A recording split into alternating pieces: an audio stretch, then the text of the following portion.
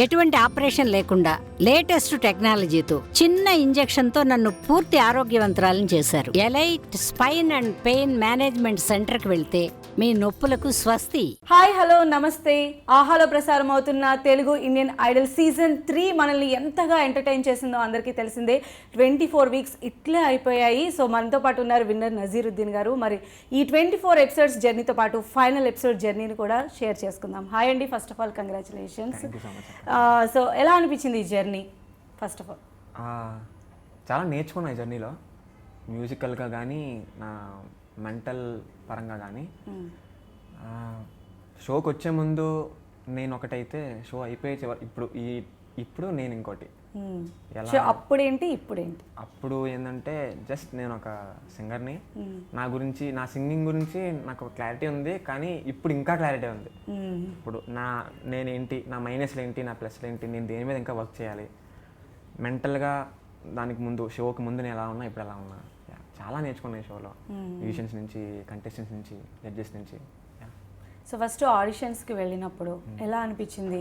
అంటే మీ సాంగ్ని మధ్యలోనే అంటే కంప్లీట్గా పాడనివ్వకుండా ఆపేశారు కదా, అప్పుడు ఏమన్నా నర్వస్ ఫీల్ అయ్యారా? ఏంటి ఇలా జరిగిందని? పాట మధ్యలో ఆపేసేటప్పటికి నేను ప్రిపేర్ అయిపోతున్నా, ఇంకా వేరేది ఏమైనా అడుగుతారేమో అని. ఒక మాస్ సాంగ్ పాడమనో లేదా వేరే జానర్ ఏదైనా పాడమని అడుగుతారేమో అనుకొని నేను పాటలు వెతుక్కుంటున్నా మైండ్లో. ఏం పాడాలి ఏంటని ఆలోచిస్తున్నా. ఈలోపు అర్థమైపోయింది గోల్డెన్ టికెట్ మీకు అని చెప్పినప్పటికీ షాక్ అయ్యాను నిజంగా. అదేంటి అందరికీ పాట మొత్తం వింటారు, జస్ట్ ఒక పల్ల వినేసి డిసైడ్ చేస్తారు అని చెప్పి ఒక రకంగా హ్యాపీగా అనిపించింది, ఇంకో రకంగా చాలా షాక్ అనిపించింది. అక్కడ చాలా మంది ఉన్నారు కదా, క్రౌడ్ చాలా మంది వచ్చారు. సో అందులో ఆ రోజు మీకు గోల్డెన్ టికెట్ రావడం ఎట్లా? అంటే అరౌండ్ ఒక 60 మెంబర్స్ దాకా ఉన్నారు సింగర్స్ సెలెక్ట్ అయిన వాళ్ళు.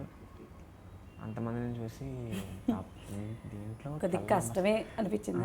టాప్ 12 కొంచెం పెంచొచ్చు కదా, ఒక 20 మందిని తీయొచ్చు కదా అనిపించింది.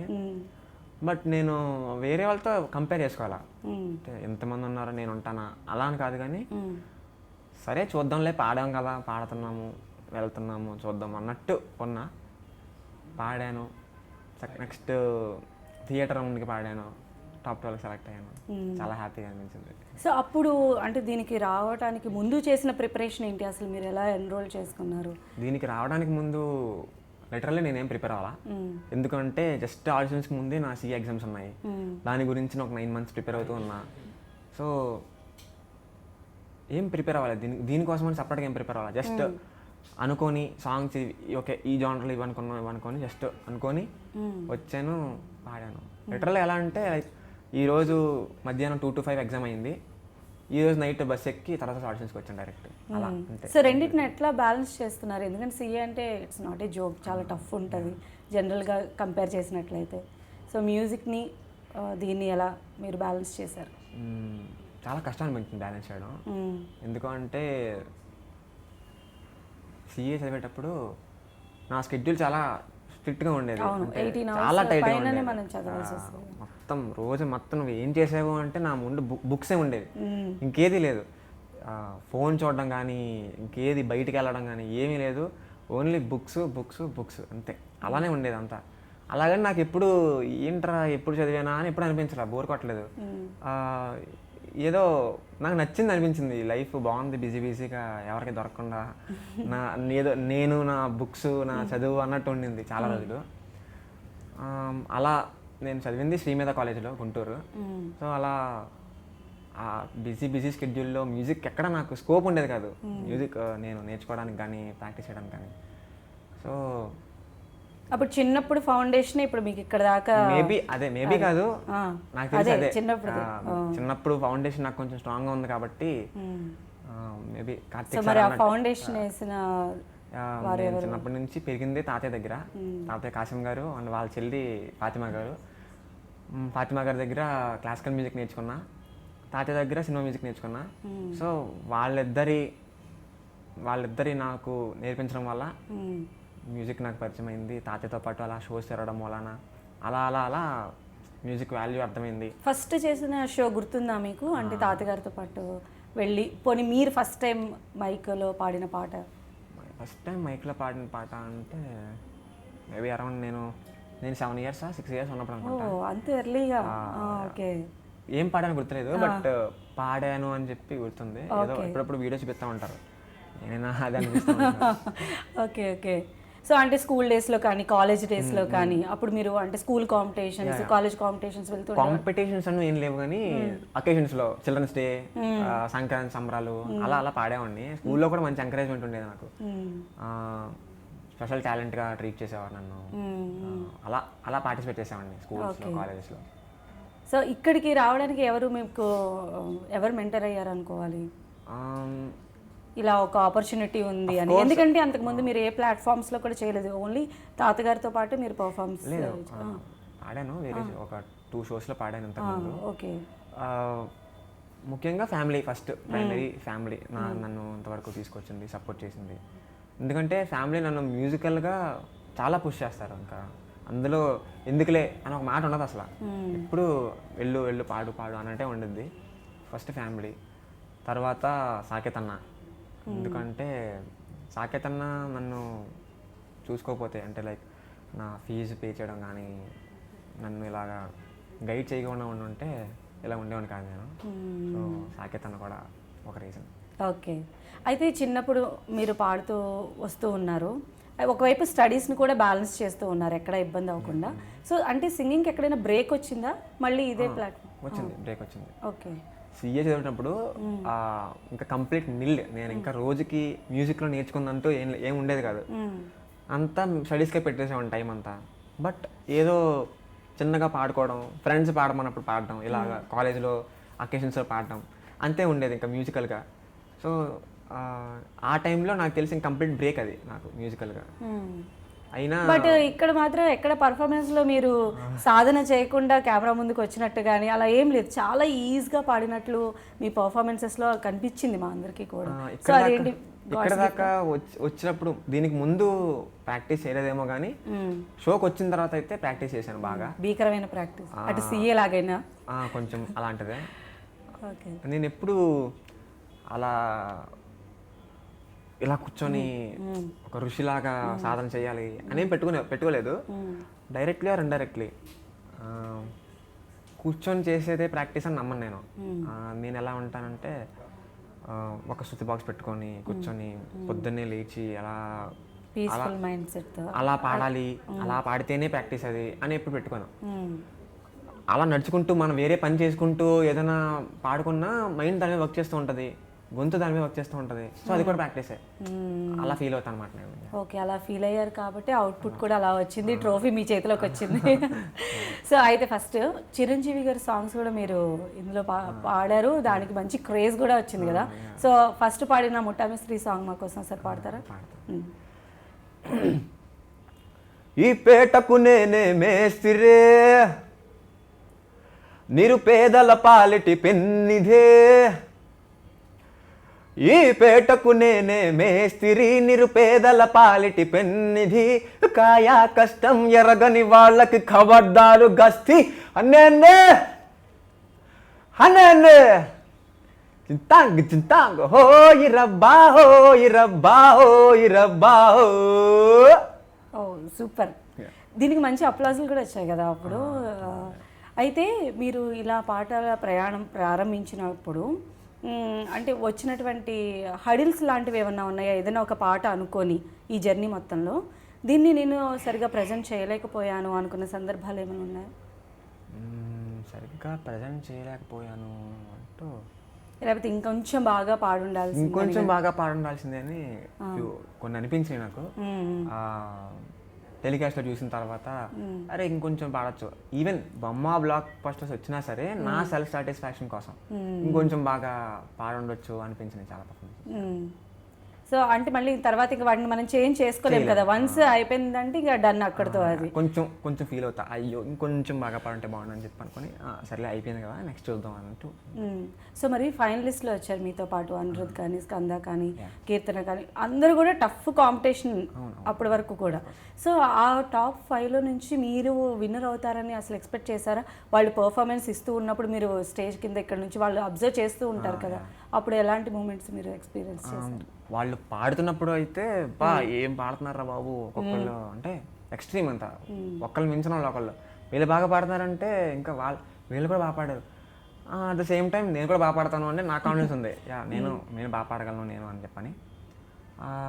టైటిల్ విన్ అవుతాను అంటే దాని విషయానికి వస్తే టాప్ 3కి వచ్చేసిన తర్వాత టాప్ 5లో ఉన్నప్పుడు కొంచెం కంగారు ఉన్న టాప్ 3కి వస్తానా లేదా అన్నట్టు, ఎందుకంటే ఓటింగ్ కాబట్టి. అవును. టాప్ 3కి వచ్చేసిన తర్వాత కొంచెం రిలాక్స్ అయ్యా. ఎక్కడో లైక్ 6th సెన్స్లో అనిపించింది విన్ అవుతానేమో అని. విన్ అయ్యాను. సో విన్ అయ్యారు. ఆ పాజిటివ్ థింకింగ్ మిమ్మల్ని ఈరోజు కప్పు వైపు నడిపించింది విత్ చాలామంది బ్లెస్సింగ్స్, ఓటింగ్ బ్లెస్సింగ్స్తో. సో వాళ్ళకి డెడికేట్ చేస్తే ఏదైనా మంచి సాంగ్.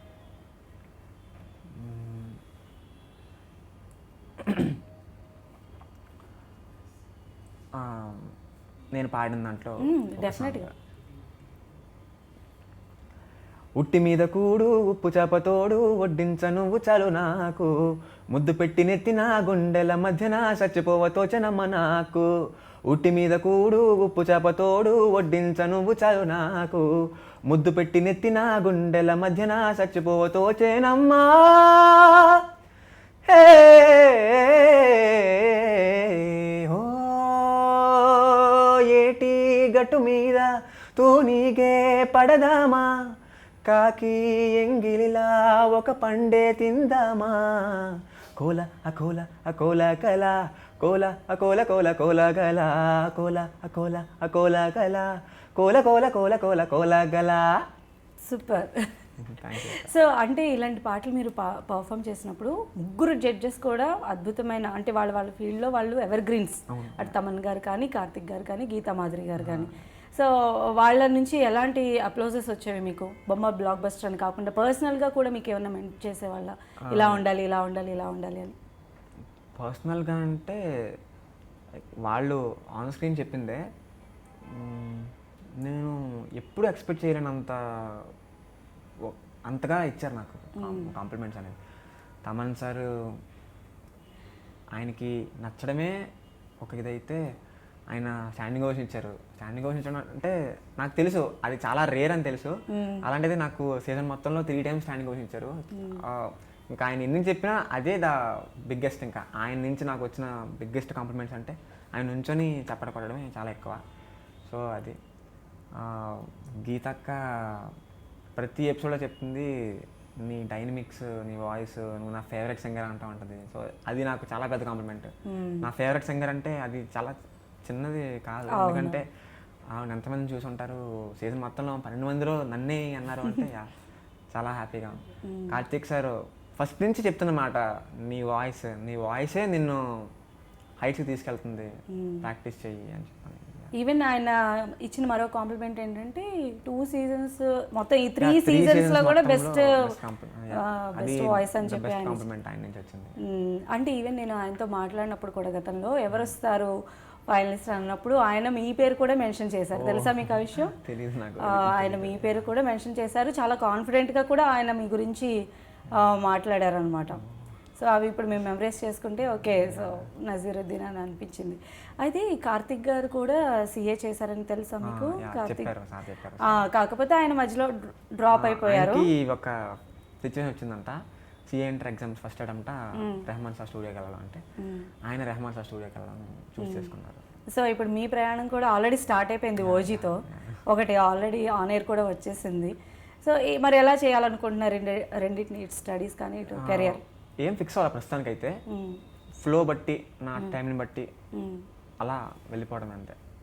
సో అయితే రెగ్యులర్గా మూవీస్లో ఆపర్చునిటీస్ ఖచ్చితంగా వస్తూ ఉంటాయి ఈ ప్లాట్ఫామ్స్లో, ఎందుకంటే ఇప్పుడు టాలెంట్ని ఎంకరేజ్ చేసేటువంటి వాళ్ళు ఎక్కువైపోయారు. మన మ్యూజిషియన్స్ కూడా అందులో ముందున్నారు. ఈవెన్ తమన్ గారు గురించి మనం ప్రత్యేకంగా చెప్పాల్సిన అవసరం కూడా లేదు. అయితే ఓజీ నుంచి మీకు ఇలా ఆఫర్ వచ్చింది, అందులో మీరు పాడారు ఆల్రెడీ, ఎలా అనిపించింది ఆ ఫీల్? ఫస్ట్ ఆఫ్ ఆల్ నాకు చాలా దాన్ని ఏమంటారు ఓవర్వెల్మింగ్ అంటారు కదా, అలాంటిది అనమాట. ఎందుకంటే ఫస్ట్ పాడటమే అలాంటి మూవీకి పాడడం, pan Indian movie, Thaman sir కంపోజిషన్లో పవర్ స్టార్కి సాంగ్ అంటే చాలా హ్యాపీగా, అంటే దీన్ని ఎలా చెప్పాలో అర్థం కావట్లేదు నాకు. ముందు నమ్మలా నేను, కొన్ని అన్ఎక్స్పెక్టెడ్ జరుగుతాయి కదా, అలాంటిది ఇదనమాట. నేను చాలా అన్ఎక్స్పెక్టెడ్ నాకు ఇది. చాలా హ్యాపీగా ఉంది పాడినందుకు, చాలా హ్యాపీగా ఉంది. నా మీద నాకే ప్రౌడ్గా అనిపిస్తుంది. లైక్ నేను షోకి వచ్చే ముందు ఓజీ అనే మూవీ ఉంది, చాలా పెద్ద మూవీ, నేను వెయిటింగ్ ఆ సినిమా చూడడం కోసం. అలాంటి మూవీలో నేను పాడాను అంటే చాలా హ్యాపీగా ఉంది. అయితే ఇప్పుడు ఆ సినిమా సాంగ్ మేము అడగం కానీ బట్ పవన్ కళ్యాణ్ గారిది ఏదైనా మీకు నచ్చిన ఫేవరెట్ సాంగ్ పాడండి. గాలి వాలుగా ఓ గులాబీ వాలి, గాయమైనది నా గుండెకి తగిలి తప్పించిపోనా, ప్రతి క్షణం ఇలాగ నీ కోసం తరించిపోనా, చిలి ఇలా దొరికితే నీ స్నేహం,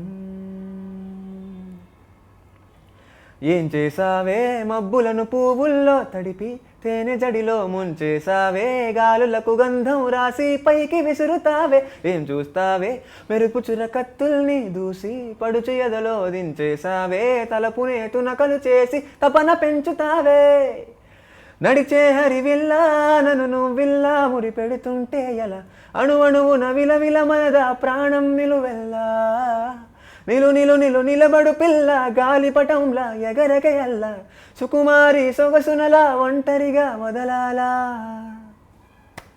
ఇలా మ్యాజిక్ చేస్తే అలా పడేశారు అంతమంది, ఈరోజు టైటిల్ విన్నర్ అయ్యారు.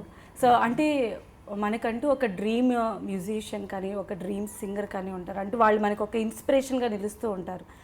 ఈ రంగంలో మీకు అలాంటి వాళ్ళు ఎవరున్నారు?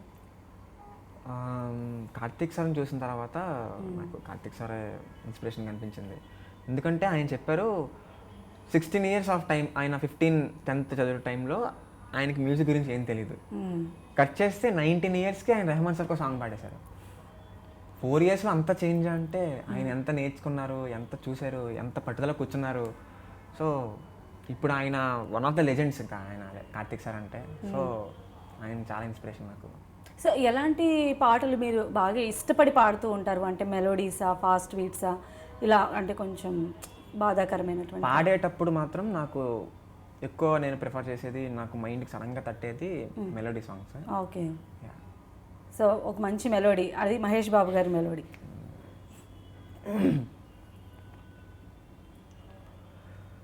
వందో ఒక వెయ్యో ఒక లక్షో మెరుపులు మీదికి దూకినాయా, ఏందే నీ మాయా, ముందో అటుపక్కో ఇటు దిక్కో చిలిపిగా తీగలు మోగినాయా, పోయిందే సోయా, ఇట్టాంటివన్నీ అలవాటే లేదే, అట్టాంటి నాకి తడబాటసలేందే, గుండె దడగుందే విడిగుందే జడిసిందే, నిన్ను జతపడమని తెగ పిలిచినదే, కమ్మాన్ కమ్మాన్ కళావతి నువ్వే గతే నువ్వే గతి, కమ్మాన్ కమ్మాన్ కళావతి నువ్వు లేకుంటే యధోగతి.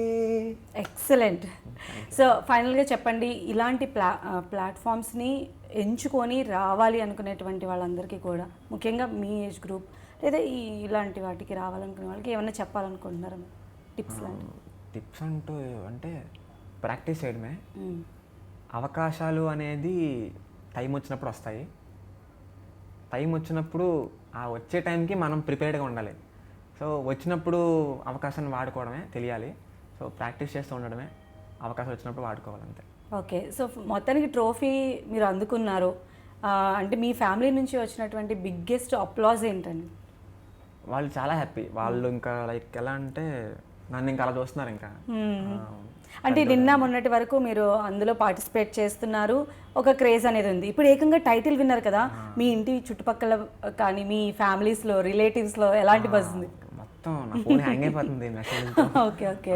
కంగ్రాట్స్ మా ఫ్రెండ్స్ నుంచి, ఇంటి దగ్గర, హాస్టల్లో, కాలేజ్లో, స్కూల్స్లో నుంచి మొత్తం నా మ్యూజికల్ పరంగా ఫ్రెండ్స్ నుంచి ఫుల్ అందరూ హ్యాపీ.